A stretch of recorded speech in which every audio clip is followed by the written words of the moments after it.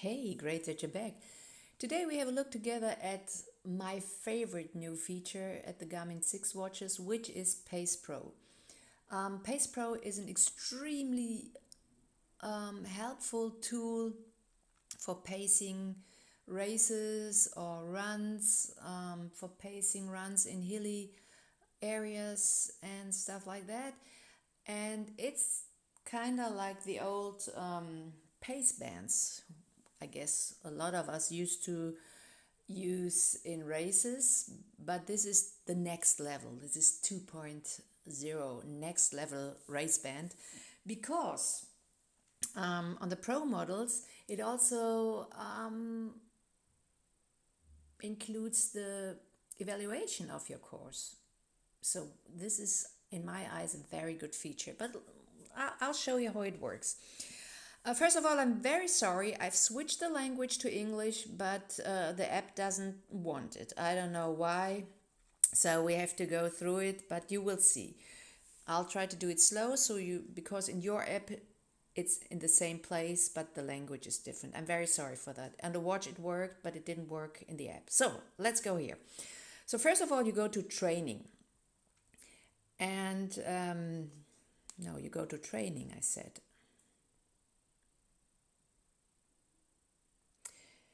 And here you find the PacePro strategy. So if you open it up the first time, nothing is in there. As you can see, I have already the Cologne marathon, half marathon in there. But if you start from scratch, you go on creating a PacePro strategy. So you can either choose a course or you can choose a race distance. If it is a flat course, then this is very easy to do. You simply choose your distance and you go on next, and you either can put in your time you like to run this half marathon, for example, or you can enter a pace and then the time adjusts or the pace adjusts. So then you go to next. You can name it. You can still change everything what you want, and you can say you want to have the split each kilometer or each mile. So that's what you can put in here. And here you can put your pace strategy. So right now we have it on neutral, which means we for every mile or kilometer we run the same pace.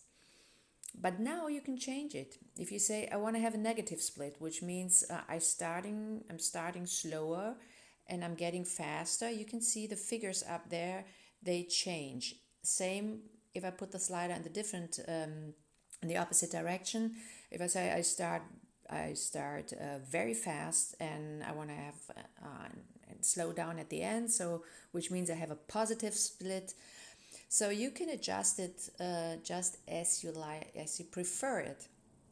And then down here, it gives you out the pace for each kilometer you run.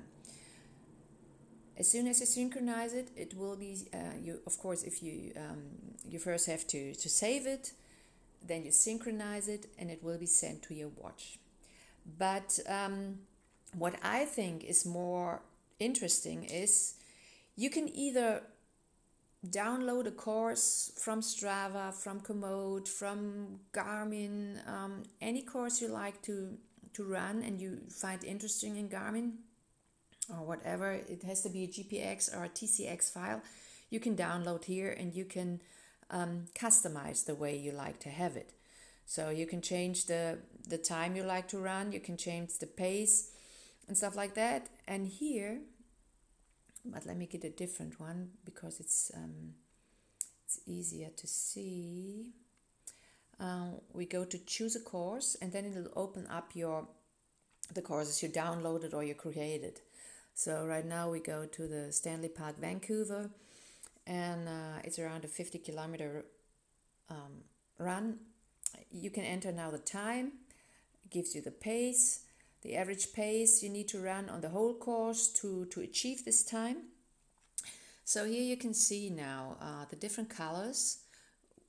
Let me open it up a little bit more. So blue means this is where the evaluation kicks in, so you go slower there. Red means, like here, the first parts are red here, means you can go pretty fast because it goes a little downhill here.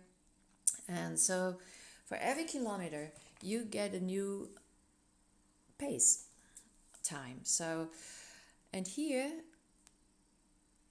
right now we have everything on neutral. So this is a slider we have in the normal flat course too, which gives me a positive or a negative split. Down here you can see the evaluation profile of this race, of this run. So let's put this to kind of neutral here. And here is the elevation profile. So here you can decide if that you take the hills more on the easy side or more on the hard side or on the neutral side, that you say I run the hills as fast as I run the flats, which I don't do because it powers me out. So I say, oh, I want to go on the hills real easy. And here you can see how the profile changes and how the pace times changes too, because it slows me down at the hills, at the hilly parts, and it speeds me up at the downhill parts, which preserves my power and it doesn't drain my batteries, so I can run the whole thing and still I still have some power left at the end. So this is a very, very helpful tool if you have a hilly course. And I usually run by power, so I'm used to run a certain power number the whole run, which doesn't take so much from my strength, So unfortunately, Garmin does not provide power profiles yet. I really do hope they will do it soon, because I think it's more efficient than running by pace or running by heart rate, but that's my personal opinion.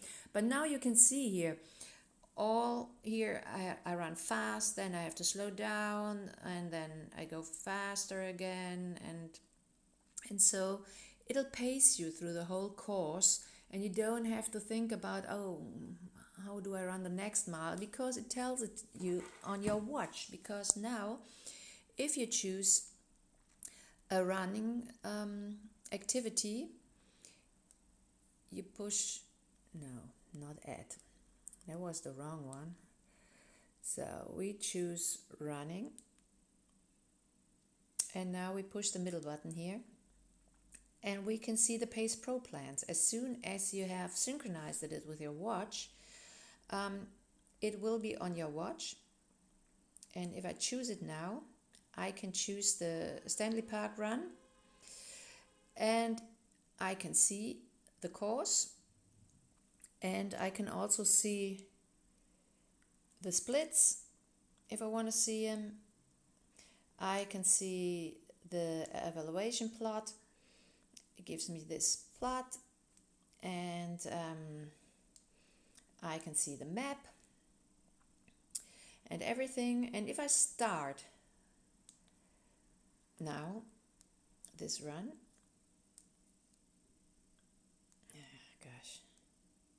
every time you want to show something. So enable this course, yes. Then it loads this course, and you can see it here. Unfortunately, I can't get this out. In the very top level, you will see the pace you're supposed to run. Down here, you see your actual split pace for this kilometer. And here is the kilometer bar that runs down and tells you how much is left on this kilometer.